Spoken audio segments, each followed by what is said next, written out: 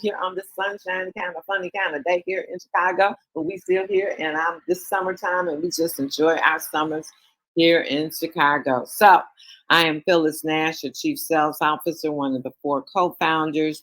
I am going to bring on the next speaker, but before I do, I want to share some little information for you guys that are going to boot camp. I mean, boot camp is taking on a life of its own. People are excited. It's that time. We know with everything in place, Akana, the new app, our party kids, our new Flat Belly 3.0, and then boot camp will be the icing on the cake. I truly do believe that, guys. And so while traveling from across the country, reach out. You know what you're going to need. I'm going to tell you this. You're going to need transportation from the airport to the hotel. Now, if you're traveling with people, or even if you're not, Roanoke is such a small location. Airport is so small. There is only a certain amount of flights coming in.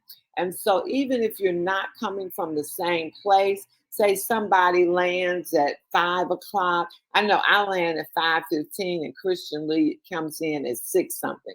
So I'm going to wait for him to get to there because then we can ride together. You're going to definitely need a ride from the hotel, from the airport to your hotel or to Goshen.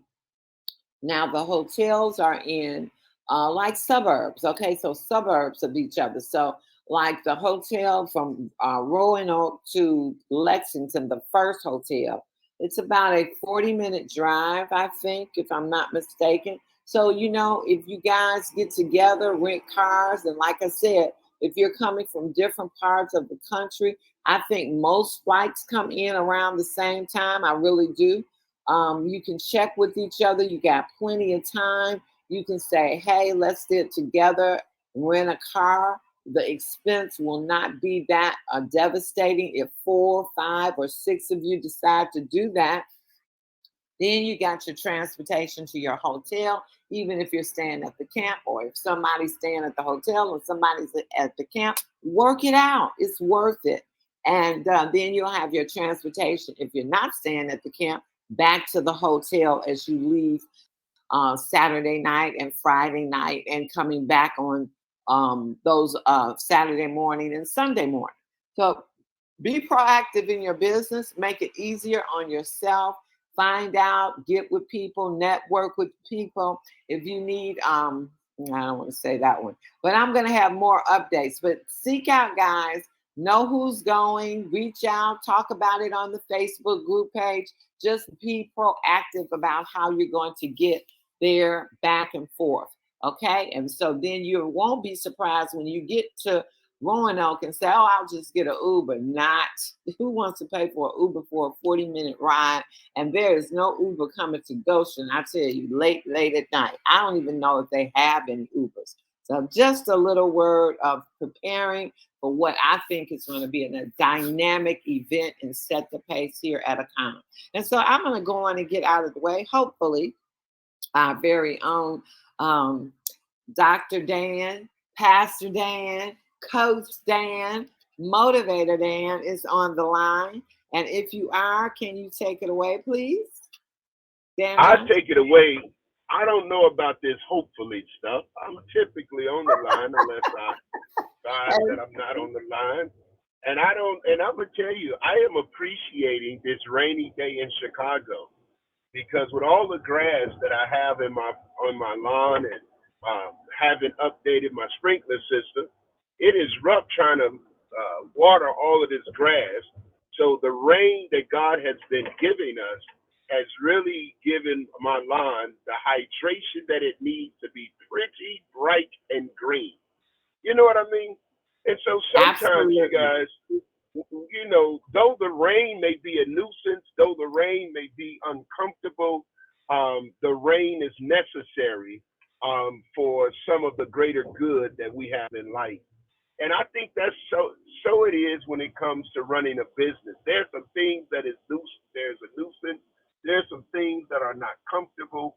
But at the end of the day, they are necessary in order for us to be successful in this thing called life. Now, that's not what I'm going to talk about this morning. I did not jump on the line to talk about this, but I want you to get out a piece of paper, to get ready to take some notes as we get some training in this morning, because one of the things that I understand about what we do is we are literally helping people to transform their lives. And the first step in making a decision to transform your life is making a decision, right? You got to make a decision. So really, our job is to help people make the decision that they want to make in order to live the life that they desire to live.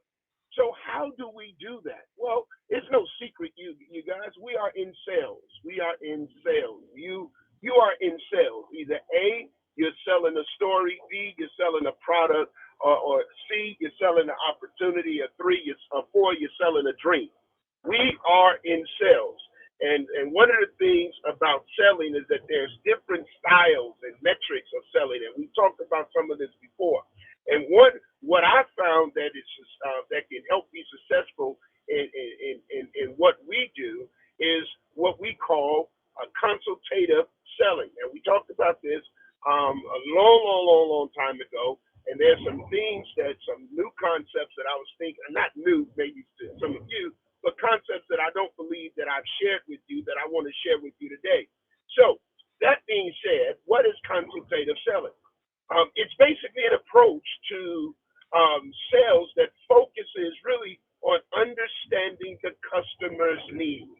And then, watch this, when you understand the need, you position yourself to provide tailor-made solutions in order to meet those needs.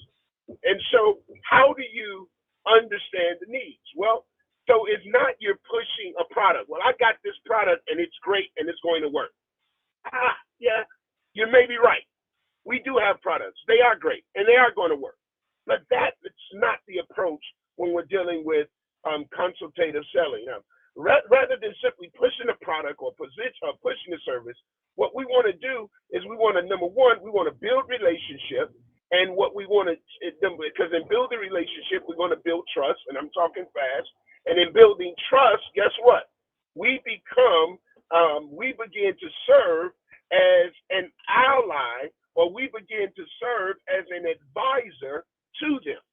So in building a proper relationship, I'm moving myself from a salesman to an advisor because I've developed trust where now they begin to look to hear what I have to offer. Are y'all getting this? Now, how does this process begin? How do we start?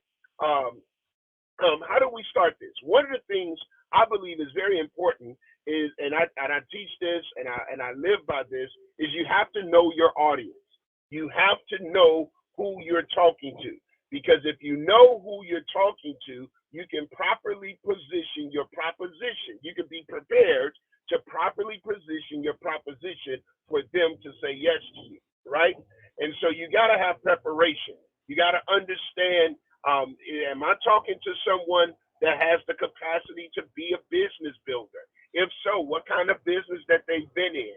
Have they been successful in that business? What are their strengths? What are their weaknesses? So you got to be prepared. You have to understand if it's someone that is benefiting and you're going after them as a client, as a customer, you want them to join in our systems. Then you got to ask yourself this question: have they participated in other diets before? Have they participated? Are they currently taking products? If so, what products are they taking?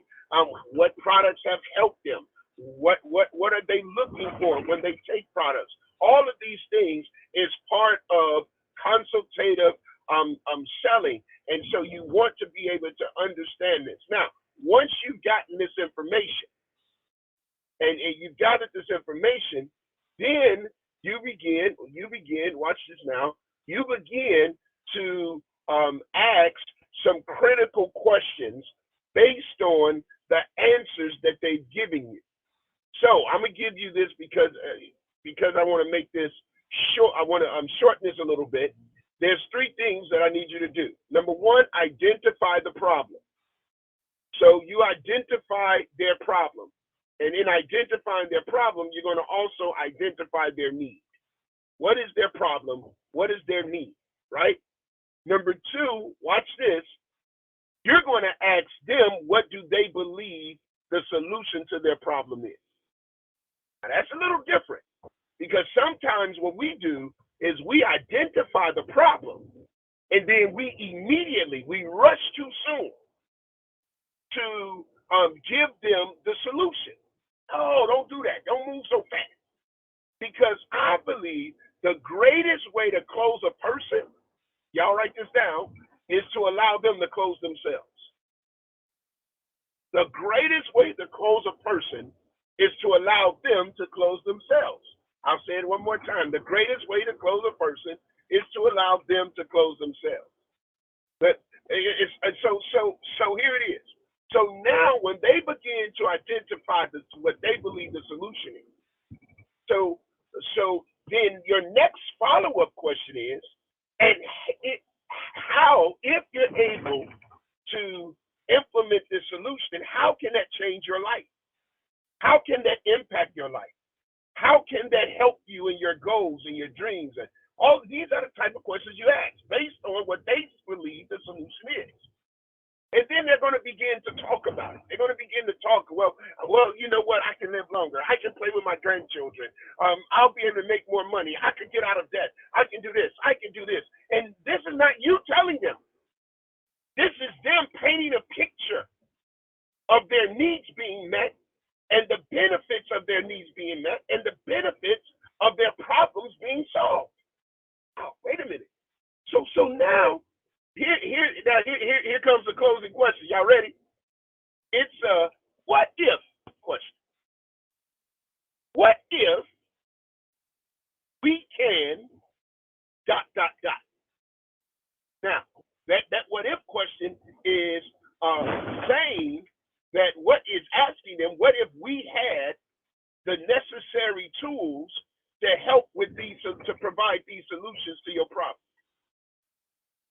Is that something that you will want to know about? Because now you're asking them for permission. They're telling you, yes, there's something I would want to know about. This is how you begin to ask these particular questions. This is how you begin to move them to the point where they're going to sell themselves. They're going to close themselves because you're asking. And so now you've asked the what if question. And then you ask another question. And when will you be ready? Now, you don't go back to the need. Don't go back to the problem. You don't even go back to the solution. You go back to what they said, how it's going to benefit them. So once you ask the what if question, is that something you'll be, what if we could provide the solution to your problem? Is that something you'll be interested in hearing? They tell you yes. And then you say, and how soon do you want to start losing weight? How soon do you want to get out of debt? How soon do you want? Why? Because now you're putting the timetable on it. And when you ask that type of question, here's what else is going to happen. You're going to potentially get another objection. Wait a minute, coach, why would you potentially get another objection? You just said, well, because now they know that they're closing themselves. And now they're going to try to begin to bag out. If number one, it's a money issue. So then because here's the other piece. Some people already believe that they cannot afford the solutions to their problems. So they tell themselves no before even asking for a yes. Some of us on this line do it too. We rule people out and tell us no, they will never say yes. They will never say yes. So we never ask. So now when you ask that question, how soon, they may say, well, I need some money. I don't have the time. I don't have the. Now they're going to give you some of their SCOs, or what we would call standard client objections.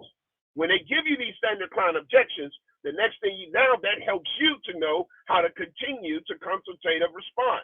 Number one, if it's a money issue, then you ask them this question because you haven't talked about money yet. They brought up money. And then you say, how much do you think? When you say that you can't afford to really live this kind of lifestyle or XYZ, whatever their response was, you ask them, how much do you think the investment would be in order to get to where you desire to go? And then they're going to tell you a number. They're going to tell you a number. And most times they're going to probably tell you a number. Here it is. Watch this. That is far beyond what the investment actually would be. So then, once they tell you that number, you go back to your what if. What if I told you that you could literally start this journey to a healthier and better life? Start this journey to getting out of debt for a fraction of what you said you thought it would be. Y'all seen this? Listen, wow, it's already 8:16. So I hope that this brief moment that we've had together have given you some nuggets that you will be able to take with you, not tomorrow, but take with you today as you continue to build your business.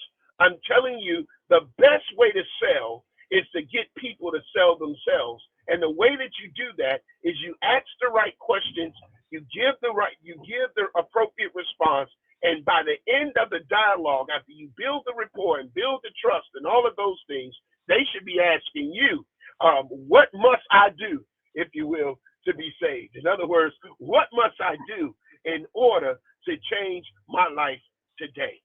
Listen, I'm going to pass it right back to you, Ms. Phyllis. I trust and pray that this was helpful for you today. I want you to have a supernaturally wonderful, wonderful, wonderful, and prosperous day. God bless.